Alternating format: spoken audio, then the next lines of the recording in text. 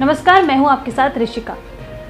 मध्य प्रदेश की राजनीति में बीते कुछ दिनों से उथल पुथल का दौर जो है वो जारी है। मध्य प्रदेश की राजनीति में बड़े बदलाव को लेकर या फिर ये कह सकते हैं कि सत्ता परिवर्तन को लेकर जो खबरें हैं वो काफ़ी दिनों से आ रही हैं और अब इन खबरों ने जोर पकड़ना भी शुरू कर दिया है। जहां बीते कुछ दिनों से इन खबरों पर भारतीय जनता पार्टी मध्य प्रदेश के जो बड़े नेता थे वो अभी तक इस मामले पर जो चुप्पी साधे बैठे हुए थे और कुछ भी बयान देने से सभी नेता जो हैं वो कतरा रहे थे, अब उन्होंने भी शिवराज सिंह चौहान की साइड में यानी कि उनकी तरफ में बयान दे दिया है और कहा है कि मध्य प्रदेश की जो बागडोर है वो शिवराज सिंह चौहान ही संभालेंगे।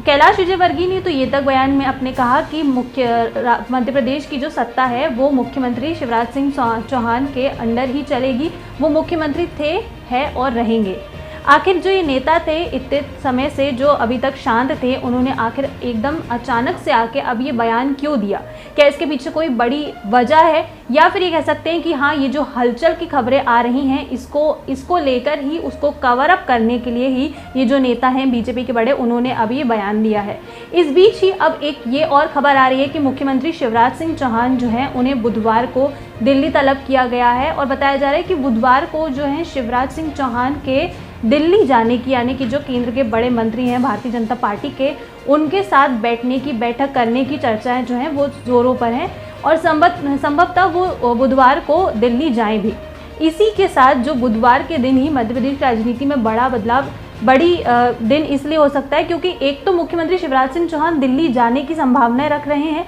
वहीं दूसरी तरफ राज्यसभा सांसद ज्योतिरादित्य सिंधिया भोपाल दौरे पर आ रहे हैं।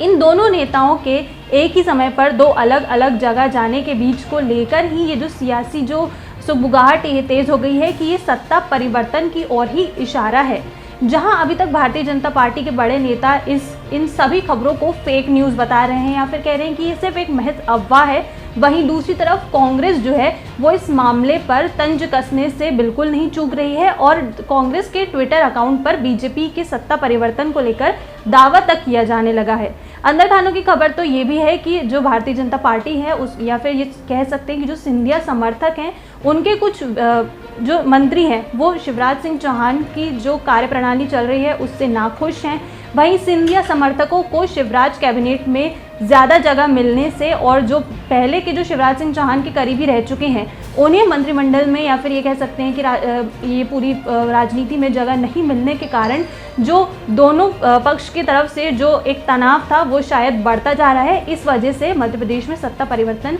होने की जो संभावना है या जो खबरें हैं ये तेज़ होने लगी हैं। अब मध्य प्रदेश की राजनीति में क्या होगा ये देखना दिलचस्प होगा क्योंकि अभी तक तो कोई इन खबरों पर विराम नहीं लगा है, लेकिन अगर इन खबरों में कोई विराम लग जाता है या फिर सत्ता परिवर्तन की जो खबरें हैं वो सही साबित हो जाती हैं तो मध्य प्रदेश की राजनीति में जाहिर तौर पर कोई बड़ा बदलाव आ सकता है। नमस्कार।